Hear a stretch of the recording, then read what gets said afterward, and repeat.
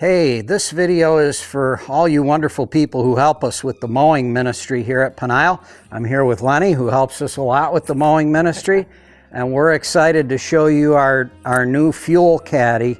This is a Garvey fuel caddy, holds 35 gallons of fuel, and we're going to show you how to safely operate it. Before we do that, I just wanted to show you this whole area here. I've tried to clean it up. So you can see we don't have as many gas cans here because we don't need them anymore. So I cleaned that up. I got our tools arranged, safe, kind of in order so you can find what you need. And then if you come around here, Diane, you're going to see back here we have this shelf, and there's things like if you need screen for a screen door, there's screen here, there's grease guns here. If you need a piece of corded power equipment, it's here. Whether these work or not, I don't know. And down here is all of our jacks and jack stands. Here's our pancake air compressor. There is a plug in this corner, so you can plug this right in there, and that plug does have power. I checked it to make sure. And here's all your cords for the compressor. So if you need to put air in a tire, it's ready to go. Now let's look at this. So again, this is 35 gallons. Couple things about how to safely use this. First, it does need to be grounded. So just make sure that the ground is hooked into that ground pole and you're good to go. This right here is the gauge. If you come closer, Diane, and you can see this red pole sticking up. It's pretty close to the top. It's 35 gallon capacity. It's probably got about 28 gallons in it right now. If you start to see that get down here, let me know. That means we need to bring more fuel up. One thing from a safety standpoint that I really want you to know, when you're done using equipment, we like to make sure to clean it off using the blower, which is here, and of course the hose, which you know is on the other side of the building. We also like to refuel the equipment before we're putting it away so it's ready for the next person.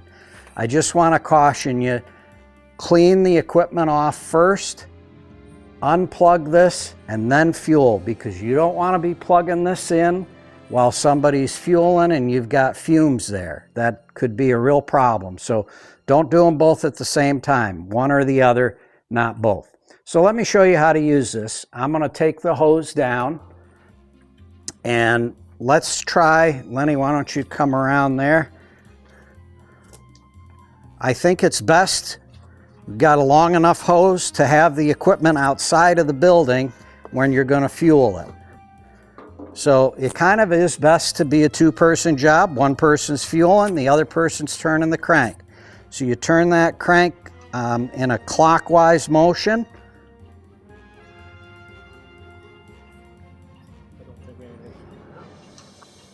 Are you going clockwise or counterclockwise?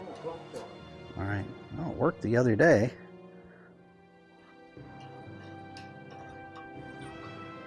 There it goes. Okay. So it may, okay, and now it's fueling right up. You can see that there.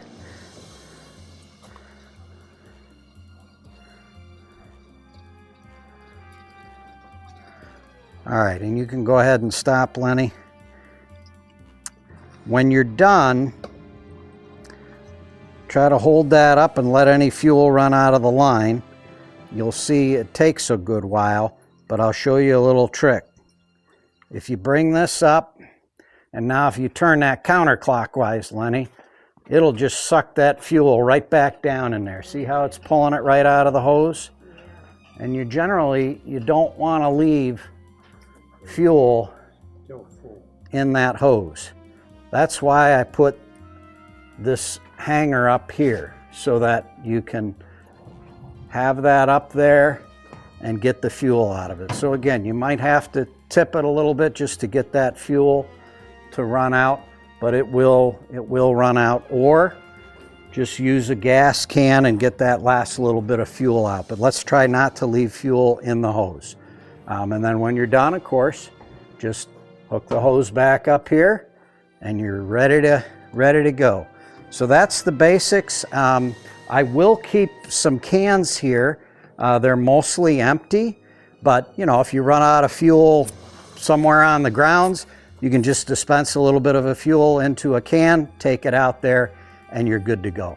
Thanks so much for your efforts to help keep the grounds looking good here at Peniel, and I hope you'll find this to be something that makes things a little bit easier when you're using the equipment. Take care.